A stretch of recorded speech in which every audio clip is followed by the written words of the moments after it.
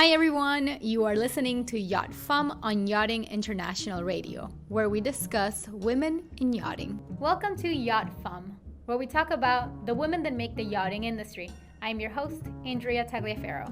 Learn who they are, how they got into yachting, and what they do today. Meet Lindsay. She started her yachting career in 2013, focusing on crew uniforms. In 2017, she joined forces with Lauren Cotton, founder of Cotton Cruise, to further develop their crew placement department in West Palm Beach, Florida. Since then, Cotton Cruise has been recognized as one of the best in the business. And we are super happy to share this week Lindsay has been promoted to Director of Crew Placement. Hi everyone, welcome back to YachtFemme. I'm super excited for you guys to meet Lindsay Phelps. She is the director, yes, this is news, Director of Crew Placement for Cotton Cruise. Hi Lindsay, how are you? Hey Andrea, I'm doing good. How are you? Good, thank you so much for joining us. So let's start. For those that don't know you already, can you give us a background of who you are, where you're from, even though you already started, and how did you get into the yachting industry? Yeah, sure. So my name's Lindsay Phelps. I'm the new Director of Crew Placement at Cotton Cruise. Yeah, thank you so much. Really exciting. Like I said, spent 12 years in South Florida, and I got introduced to the yachting industry pretty early. Back in 2008, I was in college and my dorm rooms looked over the Australian docks. So yachts have kind of been calling my name since '08. But I actually joined the industry in 2013. I did 3 years of crew uniform design, which was really exciting. I did that for 3 years. Then I took a few years of break, like most yachties do. They need to get out of the industry for a little bit. Then back in 2017, my friend Lauren Cotton called me and we kind of joined forces, and my goal ever since then was kind of expand her crew placement department at Cotton Cruise. Super cool. So can you tell us, for those that don't know, what is Cotton Cruise?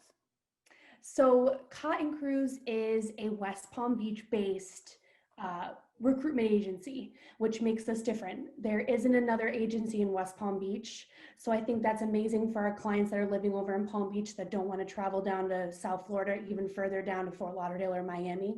We're there locally. We specialize in relationships, and that's really the root of Cotton Cruise. Can you tell us a little bit more and just walk us on what is your job role? What is to be a Director of Crew Placement? Sure, yeah, absolutely. My job has transitioned a lot through the years, but most recently, my schedule can look like anything from meeting a whole ultra high worth individual for lunch to discuss their new builds, to overseeing our current positions. We sometimes have anywhere from 15 to 40 to 50 jobs available. So I'm overseeing our team for that. Crew interviews, crew events, it's marketing, social media, SEO. I try to have a hand in it all. My God, that's quite the range. So you're meeting, yeah. You meet with the clients themselves, because thankfully, like you're saying, you are in a hub for yachting in Palm Beach. So that's one. Right now, has that changed? Are you doing virtual meetings now that not everybody is able to go out and actually have those one-on-ones in person? Yeah, absolutely. We've seen a huge transition into, I would say, Zoom or phone call. Lauren and I work so well together. Both of us are meeting with clients. Both of us are on the phone all day, every day. We're able to collect the same amount of data over the phone and over Zoom. It's not quite as interpersonal, but it gets the job done. Good. So I also know that you guys have apps that help people find jobs and help other ones that are posting for jobs, recruiting people to actually fill their vessels. So does, I don't know, vetting those people or even look over their applications is something that falls on your role, or is that someone else? And if it is yours, can you tell us what does that even mean? Yeah, absolutely. So if I could just tell you a little bit about the apps, just for anyone who might be listening, You're allowed. Perfect. We have two app platforms at Cotton Cruise. One being the Cotton Cruise Jobs app, which is primarily meant for crew actually looking for employment, seeking jobs. Then we have our other app, the Hire app, which is for captains, hiring managers, chief stews, even owners to log on and to search for crew via the app. But yes, those have been around for 2 years. I was just talking with Lauren today. I cannot believe that it's been 2 years since those had been available to crew, but it's been 2 years. It's crazy. But yeah, so the way our process works is crew download the app. It's free for crew. They upload their information. I think you have a test profile too. I saw you. I do. I needed to see how this whole thing worked, so I made an account. Yeah, absolutely. I saw you. So crew log on, they create their profile, takes about 5 minutes. Then our team manually goes in and uploads jobs to the app, which it then sends a notification and crew can instantly apply after they've read, making sure that they, meet the qualifications, have the license, are in the right location, etc. Then that application goes directly to our team. It's not an automatic submission to the boat, which a lot of crew think. That's why I think we're a little bit different. This is not a submit a job and get 50 CVs in 30 seconds. This is myself and my team going over each individual CV, interviewing crew, doing background checks, checking references, several references, and trying to actually meet people in person as well, when it's possible. Well, I actually do remember when you guys launched it and I was super excited. I was like, oh, finally there's an app. Since you've been in the industry now, I know since 2013, but you took a break and then you've been with this company for 3 years.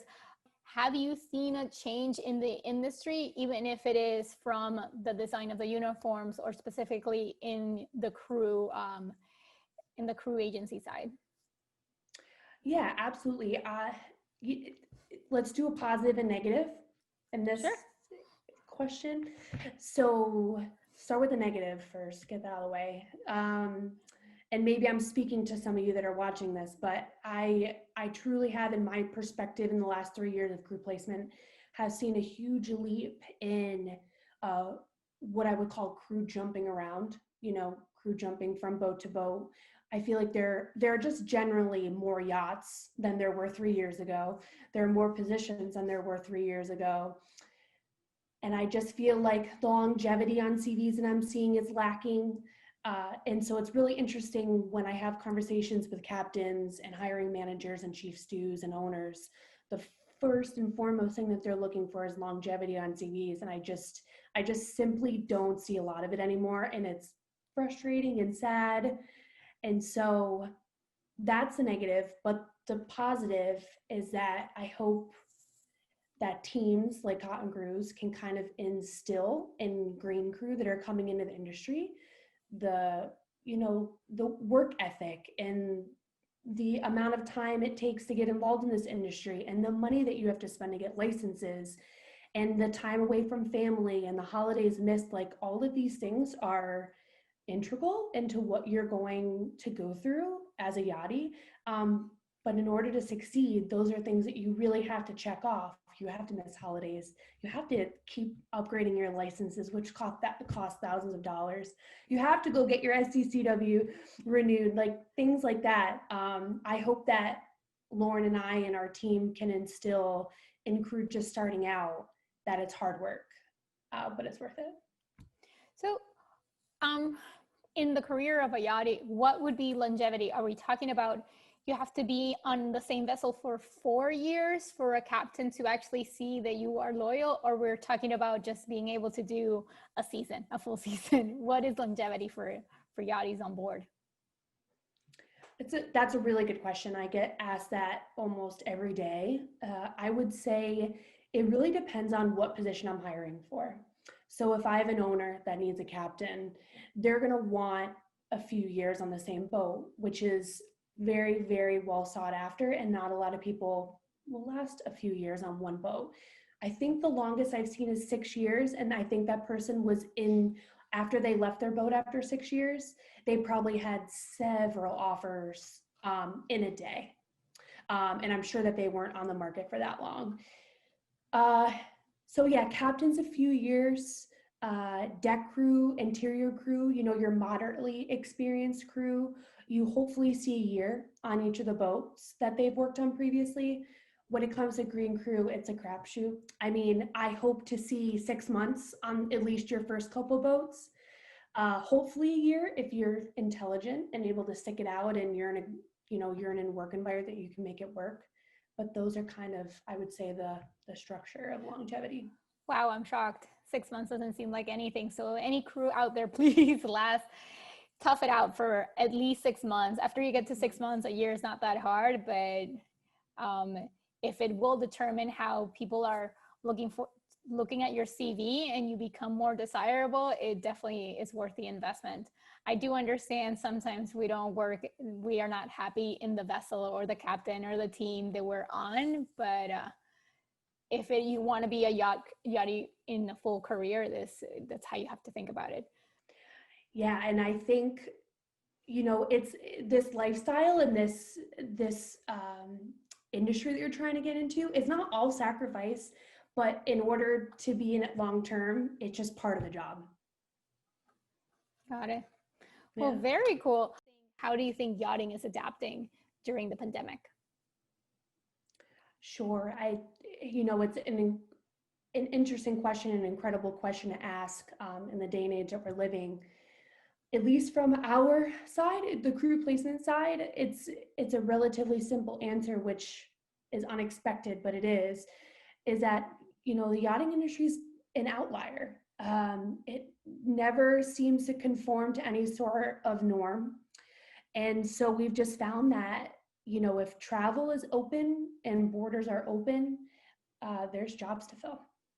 I had a conversation with a captain recently, and he said when the pandemic was coming, the first thing he did was sending all his crew that he could home to make sure, and this was great because they all made it to their destination, to their home country. Mm-hmm. But then when he wanted them to reactivate the program, many of them still couldn't fly to the vessel. So of course, he was able to fill all the positions with other people that were on this side of in the United States.